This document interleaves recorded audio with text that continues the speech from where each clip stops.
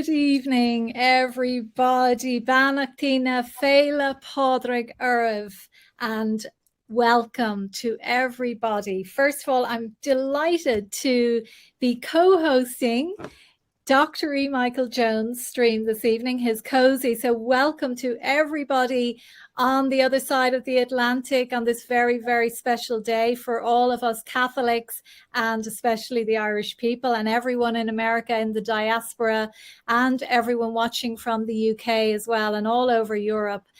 So welcome to everyone. And Dr. Michael Jones, you're going to now introduce our very special guest who's coming from Massachusetts this evening, Father Jeff. Father Jeff Langan, Opus Dei priest at Elmbrook, which ministers to the students at Harvard University and MIT and all those places there. Friend of mine from way back when we were together here in South Bend. And we're going to talk about the situation in the church. But before we do that, I'm going to inflict some music on you.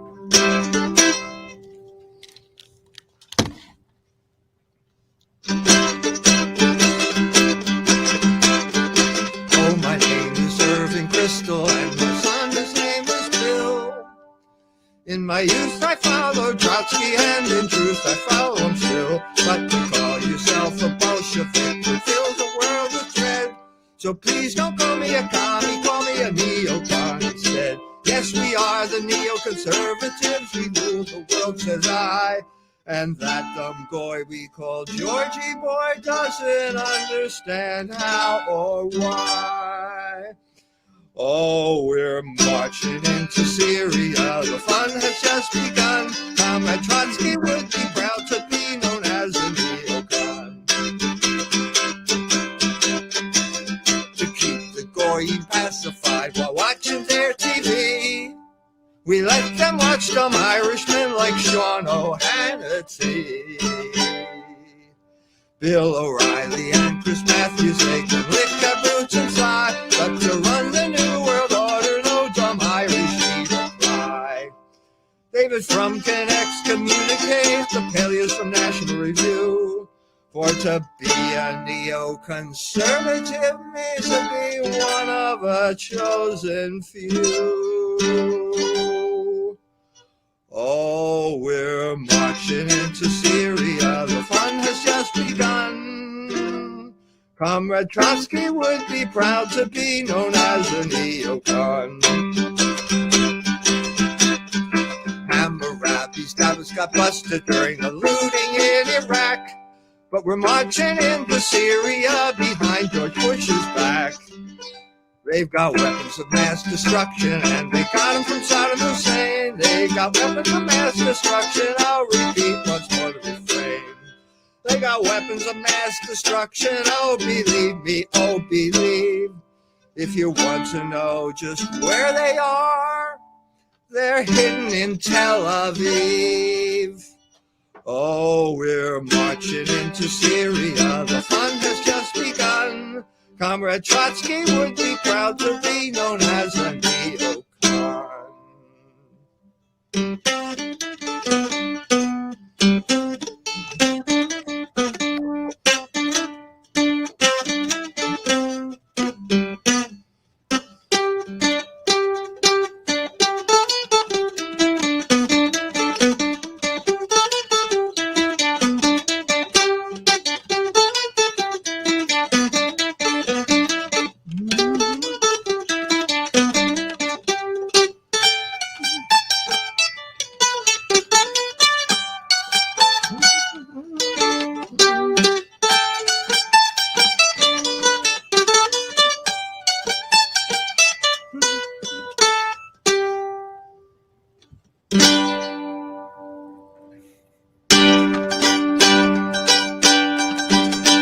I've been a wild rover for many a year, and I've spent all my money on whiskey and beer. And now I've returned with gold in great store, and I never will play the wild rover no more. And it's no name never no more. Will I play the wild rover? No, never, no more. I went to a tavern I used to frequent, and the older lady named me was Spin. I asked her for custom, she said to me, nay, such custom as yours I can get any day. And it's no name, never, no more. Will I play no more? From out of my pockets I pulled sovereigns bright, and the landlady's eyes lit up with delight. She said, I have whiskey and wine of the best. The words that were spoken in jest, and it's no name never, no more. Will I play the rover? No, never, no more. I'll return to my family, confess what I've done, and I'll ask them to take back their prodigal son. And if they accept me as oft times before, then I never will play the wild rover no more. And it's no name, never, no more. Will I play the wild rover? No, never, no.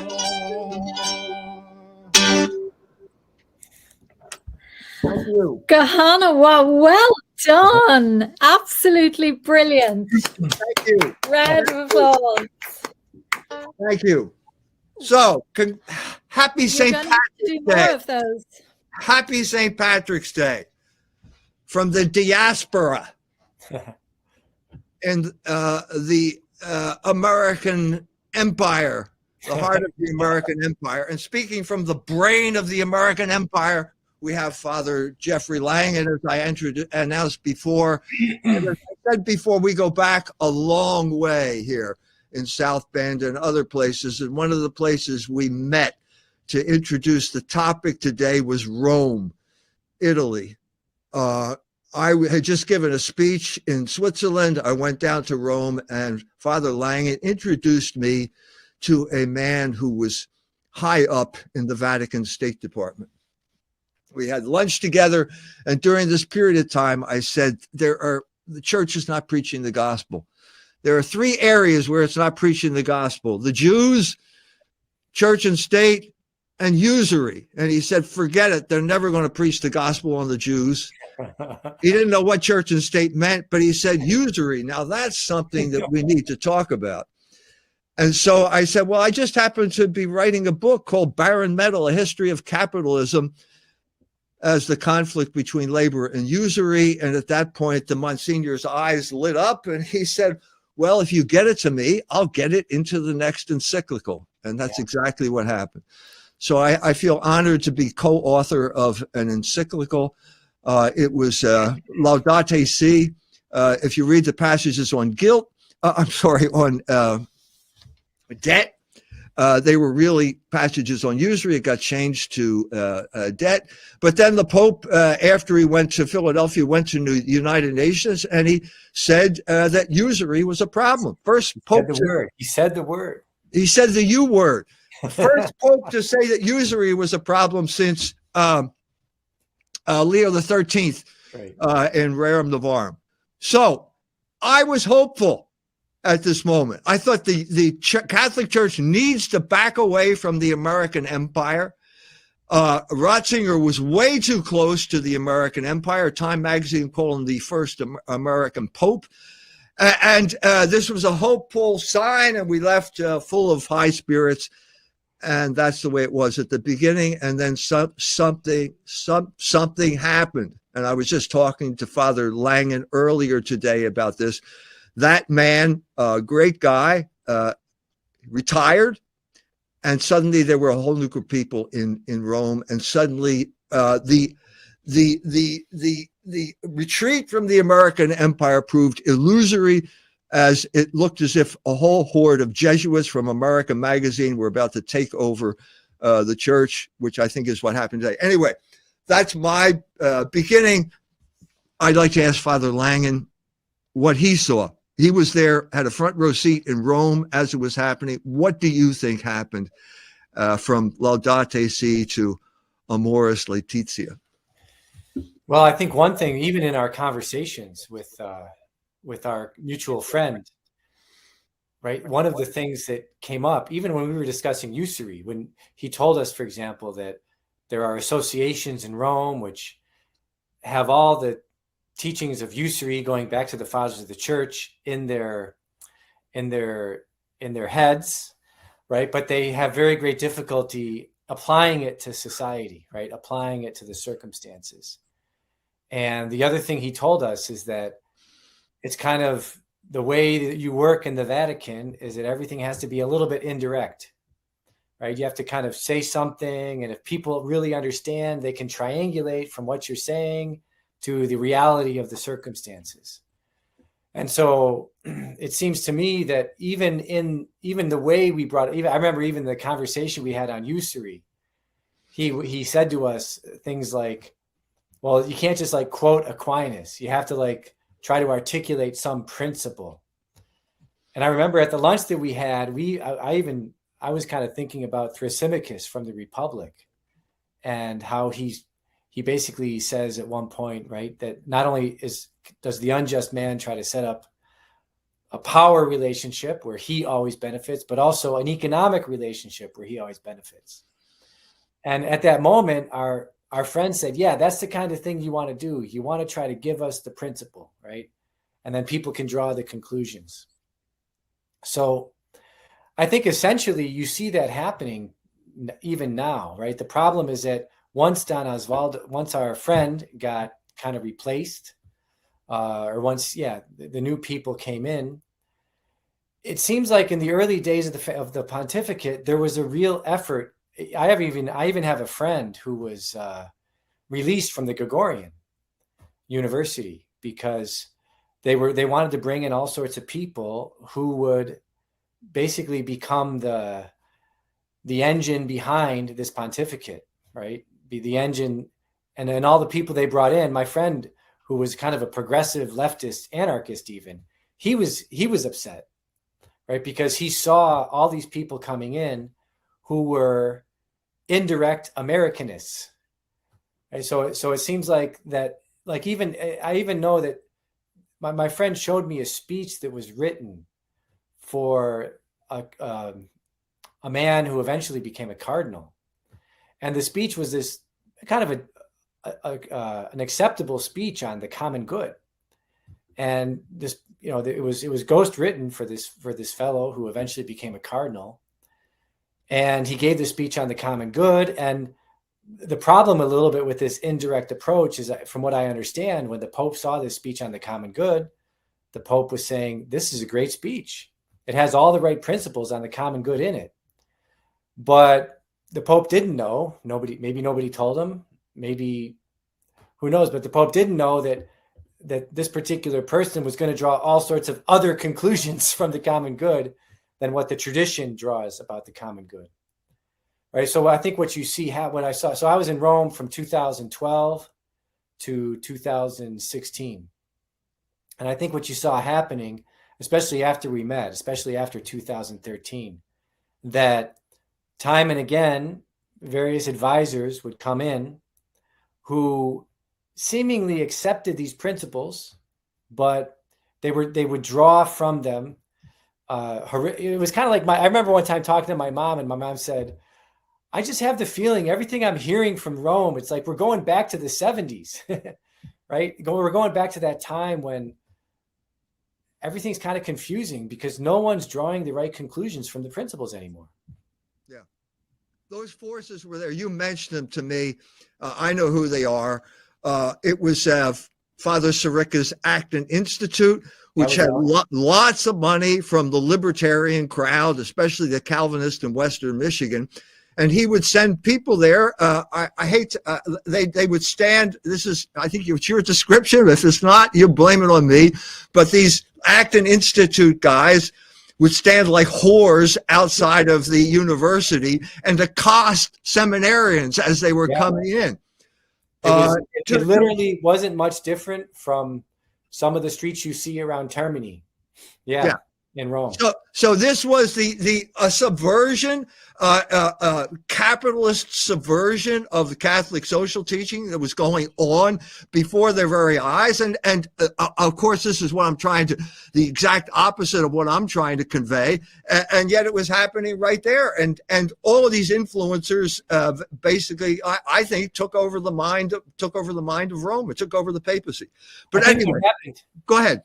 Well, I think what happened, so in other words, the scene I described to you, I saw of like these 6 or 7 people in front of the university propositioning seminarians over economic things. I mean, not in prurient matters, but what that caused was a reaction, right? Also in the opposite direction.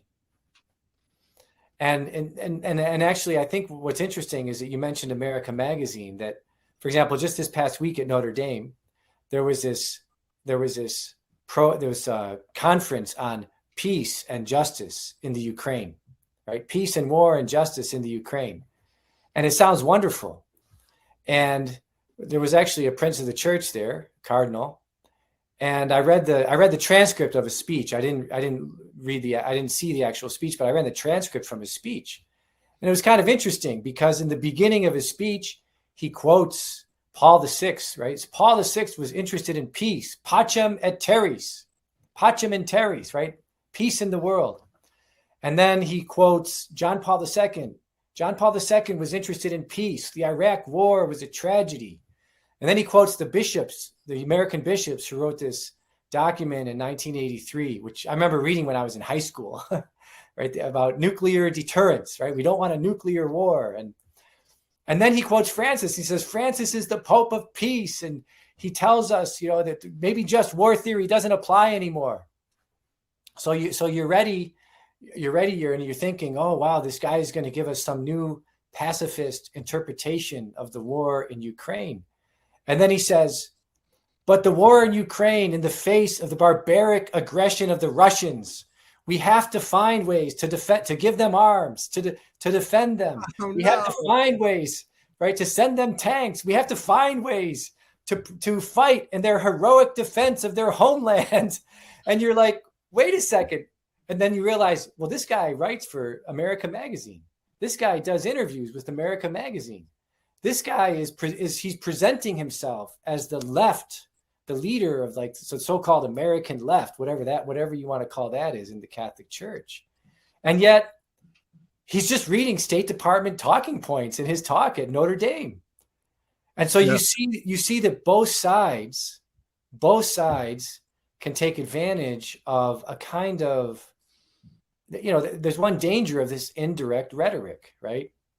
That both sides can take advantage of it to twist it for their interest. And ironically, it's like both sides of the American empire. It's the Republican side and the Democratic side of the American empire, the libertarian and the progressive side, who are both united, for example, in the case of Ukraine, of let's send them weapons. Let's use tactical nuclear weapons. Let's drop phosphorus bombs on them.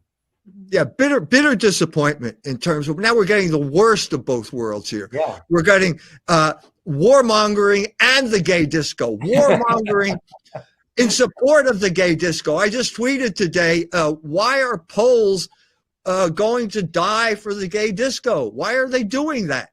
I did a Polish show, and the Pole who hosted me said there's a huge anti-war movement in Poland, but it never finds expression because it's constantly suppressed by the media. Anyway, Gemma, 10 years of Pope Francis. Tell us what those 10 years have meant to Ireland.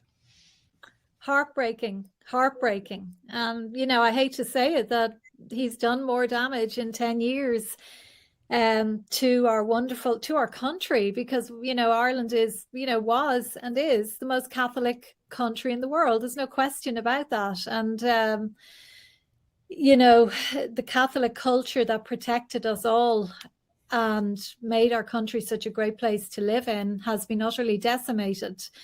And all of the hierarchy, sadly, have adopted this Marxist position, basically. And many of the priests, many of the seminaries now, obviously, numbers are on the floor, but those that get in, priests that have men who have true vocations are leaving. They can't cope with it because the seminaries have been taken over by the gay disco, by the gay mafia. And these great men, we badly need priests. I was at Mass today, obviously for St. Patrick's Day. It's a holy day of obligation. And, a man from deepest Africa said Mass. Now, he said because initially when I saw him coming onto the altar, I thought, oh, dear Lord, because I thought how sad, because no country produced more priests than Ireland, know, and, but he was absolutely wonderful. And I thought, this is the cunning of reason, as you would say, Michael, because, he gave it to us. I mean, he basically, told us as Catholics that we have to, go back to St. Patrick and to appreciate everything Patrick did for us Irish, bringing us the gospel. And so I thought this, maybe God is sending all of these migrants to Ireland. We're nearly a minority in our own country. Maybe there is some logic in it. And I think some of these African priests are not going to put up with some of the nonsense coming out of the Vatican. I could be wrong, but they are. No. If you're talking about East Africa, Uganda, the center of East Africa is the shrine of the Ugandan martyrs in Uganda. And they were martyrs because they resisted the homosexual advances of the king. So that's not going to go away. It's not going to go away no matter who's Pope. And apparently James Martin sent Pope Francis to Uganda to tell them to strike down laws criminalizing homosexuality. And they were polite, but they laughed at him behind his back. That's not going to happen. Yeah. This is, I'm glad you brought up the cunning of reason, because I think there's a lot of hopelessness out there because that people don't know how God works in human history, how he takes the designs of the wicked and turns them around and brings good out of evil. And also, I'm glad you brought up the Irish diaspora because we are part of it. But my good friend, Sister Aidla Queen, is the daughter of an Irish woman, the spiritual daughter of Mother Kevin, who went there to Kenya in the 1920s, I believe, and started an order a religious order, and now there are thousands of nuns. Every place I went when I was in Kenya, it was like going from one convent to another of all of these people who are the spiritual daughters of Mother Kevin. So Also, if we don't bring this up, we are going to fall into despair like everyone else, and that's not a correct reading of the situation. So go ahead, Jeff. What were you going to say? also true. Sorry, Father, just before you come in there, just want to say that more than likely that African priest got his vocation from an Irish priest or an Irish nun, more than likely, because it was mostly our priests that went down to Africa and, through the mission. So, so there, it's a wonderful thing, really. Sorry, Father. No, I was just gonna add that, right? There's so many Irish priests who are in Nigeria that St. Patrick is also the patron of Nigeria. He is. Because he said that today. And mm-hmm. there's so many Nigerians that take the name of some Irish saint because well, they were evangelized by the Irish. I mean, they were brought, especially in the 20th century, they were brought Catholicism by the Irish. So and then I think that almost every African priest I've met in the United States or in Rome, right? They see themselves as owing a debt, right, to both the Irish, the Dutch, the Americans, to go there and re-evangelize what's been lost. Again, when I was in Tanzania, the American Maryknoll priests went over there after World War II and brought with them an enthusiasm for the church, but also a lot of skills that they didn't even know they had. Like they knew how to fix cars and they could do things. And they had a tremendous impact on Tanzania. And Julius Nyerere, the first president of Tanzania, is a Catholic. He became Catholic, and then, but he was also a socialist. And at a certain point, he told the Maryknollers to go back home unless you want to live under Ujamaa socialism. And they did, and the pump never got fixed. The pump that Father Willie put in never got fixed. So it's you see this movement forward, Logos moves forward, and then it takes two steps back. But the point is that God said, if the vision stalls, wait for it, because it's going to happen. And that's sort of what we're talking about here. This forward movement of Logos is inexorable because it's God's plan for human history. And no matter how many setbacks it takes, it's going to move forward. But Gemma, tell me, can you situate the last 10 years in terms of things like milestones? Because I'm thinking about, for example, the referendum on homosexuality. The Celtic Tiger, Google's arrival, the abortion thing. I'm trying to relate this to my experience in Rome in the 1980s when I met with Cardinal Gagnon. There was his secretary was Dermot Martin. Dermot Martin ended up becoming the Cardinal Archbishop of Dublin, and I think the Primate of Ireland as a result of that. And if I remember correctly, when the gay referendum came up, he told the people that he wasn't going to tell them how to vote. Is that true? Is my memory correct here? Oh, yeah. Oh, no. I mean, none of our bishops spoke out during the abortion referendum, which was held in 2018. So we, and we had a special place in our constitution that protected the unborn. And I think, when that happened, and I'm convinced that referendum was rigged because, even though people had fallen away from the faith, pro-life, we were a pro-life nation, and we knew that abortion was absolutely, utterly, completely reprehensible and immoral and murder.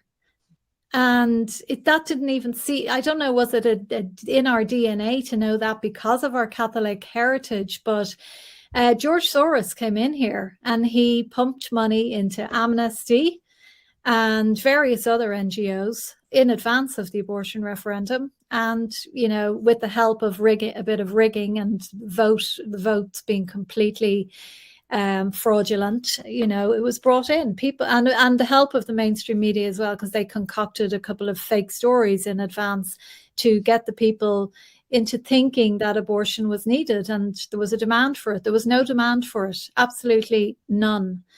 And, you know, people forget that Ireland socially was very different to its two neighbours on either side, UK and US, very different. You know, women were not inclined to use contraceptive pill because it was only introduced, you know, relatively recently, like, you know, certainly in my lifetime. My father was a traditional pharmacist, and you know, it was starting to creep in then, and like there was no way he would prescribe it, not least because of his faith, but or dispense it if it had been prescribed by a doctor. But because he knew it wasn't good for women's bodies, it was extremely damaging. So like within my lifetime, I can see the Catholic country that I grew up in, where, you know, there was no divorce, contraception was a no-no. Obviously, the word gay meant happy, and there was no, obviously there was no abortion, and, you know, none of these things. And then 20 years ago, the media started this anti-Catholic agenda. Like, it was almost overnight. I mean, this same media that had been predominantly Catholic, our national station, you know, its logo was the St. Bridget's Cross. And it just started. All of these clerical scandals came out of the woodwork. That's what I think this was crucial. The clerical scandals were absolutely crucial. And because I think that the priest had a special role in Ireland. I mean, I hate to quote James Joyce, but he used to say that Ireland is a priest-ridden country. The priest had a much higher position in Ireland than he did in the United States. And if you attack the priest, that attack came from America. They came from Boston. Okay. And the irony is that the priests who were the cause of the scandal were the same priests that the Boston Globe and all these liberal media outlets were praising during the 1970s. And then suddenly, after they encouraged the priests to act out their sexual desires, then after they set the, you know, they're the arsonists, then they become the fire department, and they're going to expose this as a big scandal to wreck the church. That's what I see. That's what I see as a crucial turning point in Ireland. And a lot of it was invented, like certain other events in history, you know, where people who were children at the time were fabricating stories. You know, I mean, probably a tiny, tiny percentage of priests were involved in this, but the vast overwhelming majority were the finest men that this country ever produced. They built the best schools, the Christian Brothers, you know, they were brilliant schools, absolutely brilliant, produced brilliant men. And as for our nuns, they were the greatest women that ever walked on this island. And I am determined that their legacy is going to be corrected and remembered for the work that they did. They set up all of the hospitals and the schools. Every school virtually in this country begins with Saint. Right. Every hospital begins with Saint. And they were not looking for money, but their names have been destroyed by the mainstream media in this country, who are just, you know, completely governed by money and godless. And the thing is that it is true, right? They did this in Boston. I remember in 1993, I was with the Cardinal in Boston, and with a group, I was in the university at that point. And we were with the Cardinal, and some of the students who were involved in starting a newspaper with Dr. Jones's son, they were asking the Cardinal, why don't you discipline these priests, these kind of crazy progressive priests? And the Cardinal said, you guys want to throw people out. My job is to keep all of them in, right? I'm the big tent mentality. And it's really interesting because the specific priest that they were talking about in 1993 was the central figure in 2002, 2001, 2002 that led that cardinal to have to flee the country. Yeah. Right, to go to Rome. Yeah. Because he was, and then this priest, this unfortunate guy, he was murdered in jail because of the crimes he had committed. Yeah. I mean, because people in jail, the one thing they don't like is people that go after children, right? Yeah. Especially in this country. But I was really struck. The one time I ever set foot on soil in Ireland was just on a flight home from Rome. in 2018. And it really struck me going through the airport, because that was the weekend of the McCarrick revelations. It was right after the Pope's, it was during the Pope's, or right at the end of the Pope's trip to Ireland. And it really struck me going through the airport, just all the televisions were just full of men crying because they had been abused at some point in their lives. And it just struck me that, but I also know from the research that I did in 2000, when I was a professor, the research that I did 2003, 2004 on the priest scandal in the United States, that people like the Boston Globe, and I'm sure that the same people were doing this in Ireland, they were waiting for the right, they knew of all this activity going back to the 1980s. They were waiting for the right moment to bring it out, to use it in whatever battle they wanted to use it for.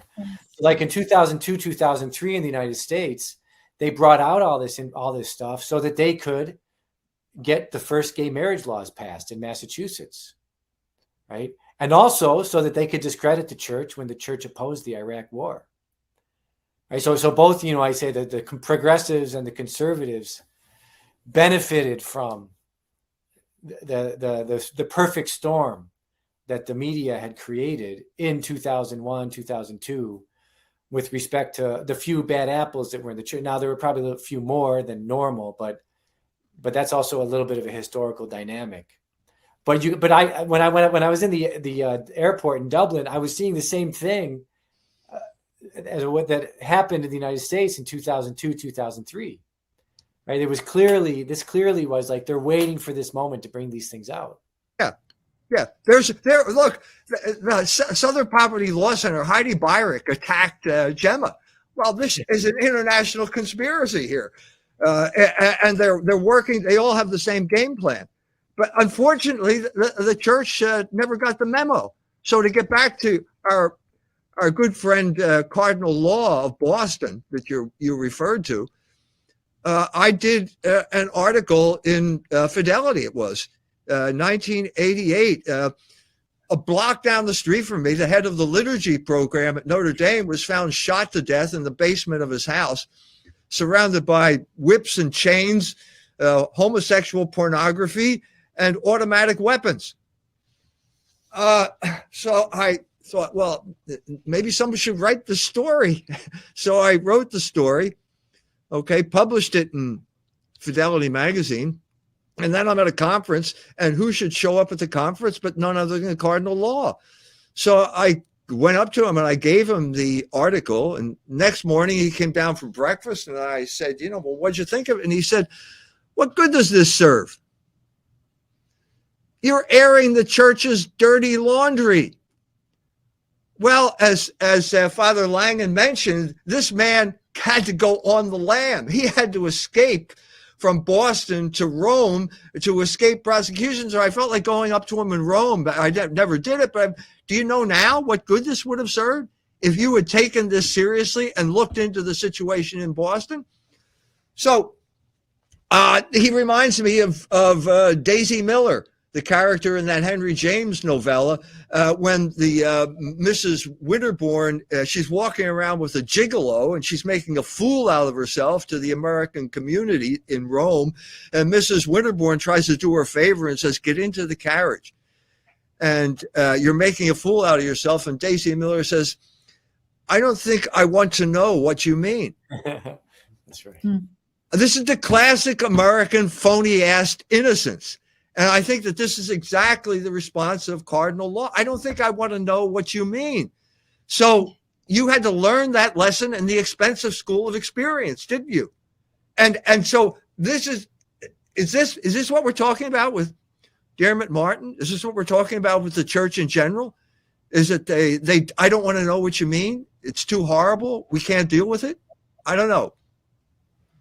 Yeah, definitely. That's my experience, because I challenge these New World Order priests all the time. I'm convinced maybe they don't really have vocations, even though I still consider them ordained. But the ones with vocations they weren't allowed through. And when you try to have a conversation with them about things that they've said during Mass, for example, let's pray for the Ukrainians. Well, I said, well, what about the Russians? Can we pray for them as well? We're not supposed to take sides. You know, we're neutral anyway, as an Irish nation, we're neutral. So why are you taking sides with Ukraine? But you can't talk to them. You can't have a conversation with them. They just shut it down immediately. And that says to me that, you know, they're not open to the truth. So they've been indoctrinated somewhere along the line. There's a in the history of the church, there's always this figure of the court priest and the court bishop, right? With going back to the Arian crisis, you can see it, where I think it's subtle, but it's always present, right? You want the priest or the bishop. On the one hand, there's the desire of, well, if we could influence the leaders, wouldn't that be great, right? Wouldn't it be great because leaders help to set the laws, they help to set the educational system. If we could influence the leaders, wouldn't that be great as far as promoting a healthy culture? But then, you know, I guess in the modern times we call it mission creep, right? That you can be so intent on wanting to influence the leaders, influence the rich and the powerful, that you end up just becoming their spokesperson. Right, because the rich and the powerful, we've gone through this at Culture Wars over the years. How, you know, these documents going back to the 1950s, where Henry Luce and C.D. Jackson and the CIA, and along with a professor from Catholic University of America, I don't remember his name at this point, but they all came to the conclusion: wouldn't it be great if the church could become an organ, a propaganda organ for the United States, for the American project? I mean, it's an international institution. It has these mechanisms of communicating all over the world. A few leaders can say something and everybody else takes it seriously and at least considers it and might be willing to repeat it, right? If we could have influence in that institution. So there's always this question that, on the one hand, right, the priests and the bishops, they want to influence the politicians. They want to have a voice, you might say. But then on the other hand, the politicians, the George Soroses of this world, the people at the Acton Institute, the think tanks in DC, they also see the church as a mechanism for their interests. And so it's never clear, like, who's influencing who. I mean, it can become this thing of like, who's actually influencing who. When I was in 2014, I was at a conference in Rome where the World Economic Forum came and had a conference in the Vatican. And again, I told my friend in the State Department, like, what's going on here? I just did a little bit of research into the World Economic Forum, and I thought that's the first time I ever really had heard of it in any kind of serious way. And I did a little bit of research, and I just thought, this guy, Klaus Schwab, doesn't seem to me like the guy you want to have in the Vatican, like, to promote him. And I remember my friend in the State Department, he said nothing comes out. He was actually against, he didn't like the fact that this was happening, right? But he said nothing good comes out of these meetings other than maybe you meet someone that you become friends with, and at some point in the future could help the church if there's a crisis, right? But you can see that, especially in Rome, because it's a court, it's the court of a king, right? And in Rome, at least for an American, for me, Rome, there was always this like excessive concern for public relations, what things look like, right? Can we somehow create an environment where, like, the EU, the World Economic Forum, right, European leaders, can we somehow still have an influence with them? And I just get the sense that a lot of times in Rome, and maybe this is where this influences this does influence, right? The European bishops, European cardinals, and how they form their priests, right? They still so badly want to have good relations with these quasi aristocratic institutions that are still part of the EU network, the EU makeup. Yeah. This is, I hate to say this, but there was a certain group that came over to America that was very avid to be accepted by the ruling class elite. So I can speak openly about this because I'm part of that ethnic group. Me too. It was the Irish. It Yeah. was the Irish, and my great aunts came over here when my grandfather came over here, and they worked as servants in the houses of the rich. Now, I was always told as a young man that the Irish had a great advantage because they spoke English. And I suppose that was an advantage originally. But then I met Terry O'Riordan, the Irish teacher at Notre Dame, now in Montana, who told me it was the worst catastrophe that ever happened to the Irish because they lost their identity because they started speaking the language of their oppressor. Now, the Germans had a different point of view. The Germans didn't speak English when they came over here. They wanted to be off on their own. They wanted to have their own institutions, and America at that point allowed you to have your own institutions. And so my German grandfather went to a church in St. John, Bishop Neumann's church in Philadelphia, and the language of instruction was German. So this is why I have multiple personality disorder, because I can see both sides of the equation. But the Irish, people like Bishop Ireland of St. Paul hated Germans. He hated Germans. He referred to the distinguished theologian at Catholic U, Hensley, as a beer-guzzling Dutchman. I can hear that voice from my Irish ancestors, although they guzzled a lot of beer themselves, I have to say.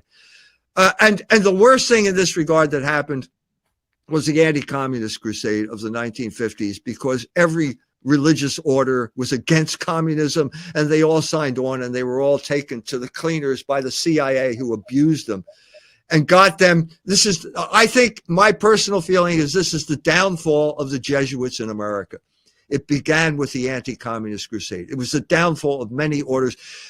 Opus Dei, when they came here, okay, in the 50s, the founding members of the American Opus Dei got here at the high noon of the anti-communist crusade, and it fit in with their apostolate, their charism, like a hand in a glove, because Monsignor Escrivá had grown up in Spain, was a priest in Spain at the time of the Spanish Civil War. And they all got taken in. The danger is that always with the churches, somehow they feel they can't exist without an emperor to support them. Now I think you see, for example, right in the 50s, the Irish Catholics get into Harvard, for example, Harvard being the institution that produces the ruling elite in this country. And especially after the assassination of Kennedy, right? And actually that's an interesting thing also to reflect on. But I think after the assassination of Kennedy and the Cultural Revolution of the 50s, or the 60s, sorry, right, at that point, and especially since the 80s, right, the ruling elite, now the middle class is shrinking. The ruling elite is becoming like the top 10%. And all the Irish Catholics were like half in the ruling elite and half in the middle class. And you can see there's, just from a socioeconomic standpoint, right, that there's such a strong desire to conform, especially you see this in Catholic universities, places like Notre Dame. We so badly, in order to keep getting money from the ruling elite, we have to adopt their agenda, which now, of course, is yeah. If there's ever a classic example of mission creep, it was that agenda. So you start off opposing communism, and you end up supporting genital mutilation of children, and the gay disco. And the gay disco. Wait, how did we get there? What happened here? The interesting thing about Ireland is it happened so quickly there. Yeah. As opposed to America, where it took decades. It seemed to happen in Ireland like overnight.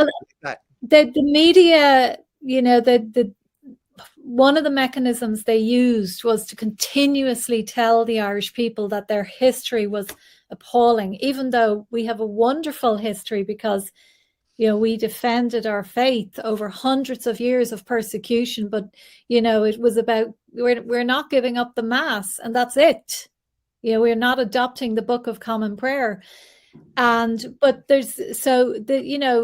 people of my age group and younger consistently told it was a horrible place. Women were treated appallingly. They were told they should be with their children. Imagine, they should be in the home rearing their children. What a terrible thing for a woman to do. And so they were completely, indoctrinated with all this feminist nonsense.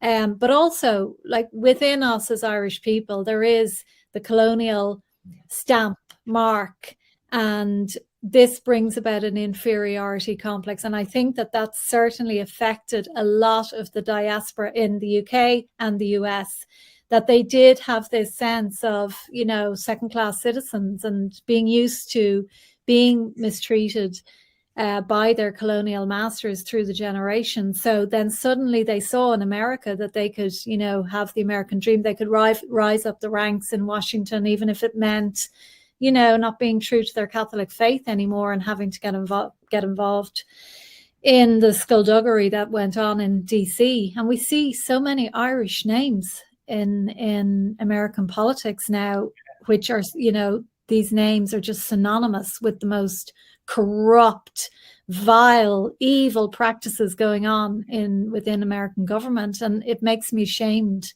to be Irish. These people have risen right up through the ranks of that swamp. Like the Kennedy family.